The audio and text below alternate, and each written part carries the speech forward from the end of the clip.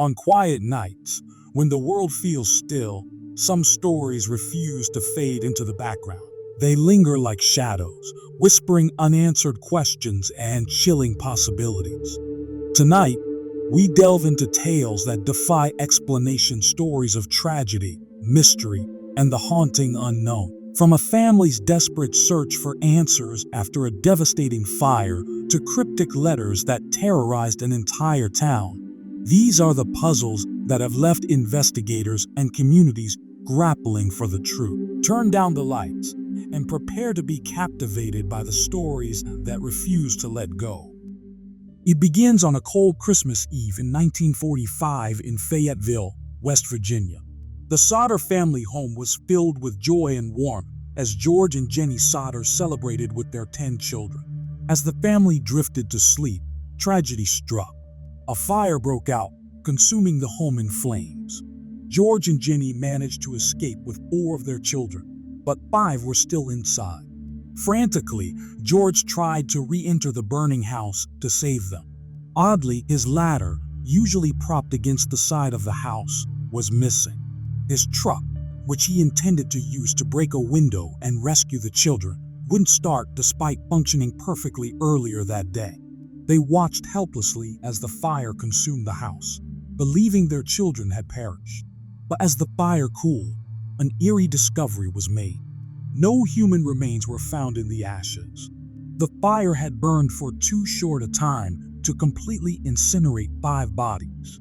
Soon, strange details emerged. A phone line, supposedly severed by the fire, was later found to have been deliberately cut. A woman claimed to have seen the missing children in a car leaving the scene.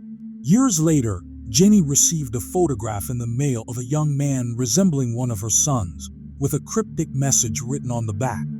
Despite exhaustive investigations and public appeals, the mystery of what happened to the Sodder children remains unsolved. In the 1970s, the quiet town of Circleville, Ohio, became the center of a bizarre and terrifying mystery. Residents began receiving anonymous letters filled with intimate and often threatening details about their lives. The letters accused Mary Gillespie, a school bus driver, of having an affair.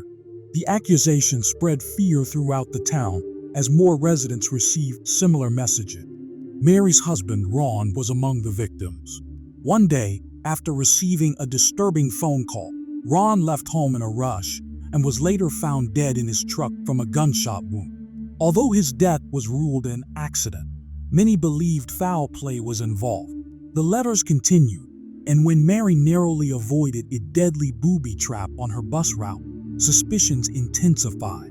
Authorities arrested Paul Fresser, Mary's brother-in-law, and charged him with the crime. Even as Paul served his sentence, the letters persisted. The case remains unsolved, leaving the town haunted by the identity of the mysterious writer. In 2013, Eliza Lamb's disappearance at the Cecil Hotel in Los Angeles captured worldwide attention. Weeks after she went missing, her body was discovered in one of the hotel's rooftop water tanks. This grisly discovery came after guests complained about foul-smelling and discolored water. Eliza's death was ruled an accidental drowning, but the circumstances surrounding it were anything but ordinary. Surveillance footage from the hotel elevator shows Eliza behaving erratically, pressing multiple buttons, and appearing to hide from someone or something outside the elevator. The footage left viewers unnerved and sparked countless theories.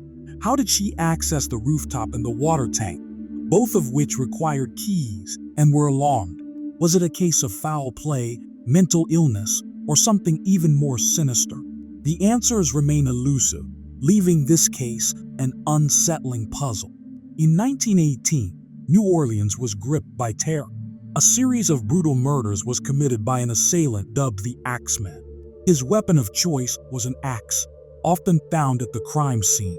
His victims appeared random, ranging from grocers to families, leaving investigators baffled.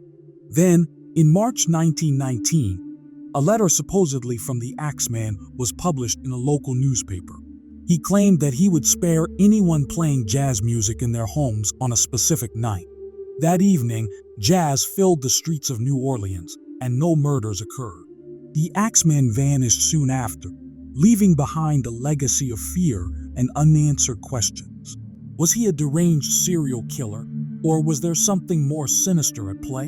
In Valdosta, Georgia, 17-year-old Kendrick Johnson was found dead inside a rolled-up gym mat in his high school gymnasium in 2013. His death was initially ruled an accident, with authorities suggesting he had fallen into the mat while retrieving a shoe. However, Kendrick's family believed otherwise and pushed for further investigation. An independent autopsy revealed blunt force trauma to Kendrick's body, contradicting the official cause of death. Surveillance footage from the gym appeared incomplete or tampered with. The case took a chilling turn when Kendrick's body was exhumed, and it was discovered that his organs were missing, replaced with newspaper. Despite the family's tireless fight for justice, the case remains unresolved, with more questions than answers. In February 2004, Maura Murray's car was found abandoned on a rural road in New Hampshire. Earlier that day, Maura had emailed her professors, telling them she would be taking a week off due to a family emergency, an emergency that didn't exist.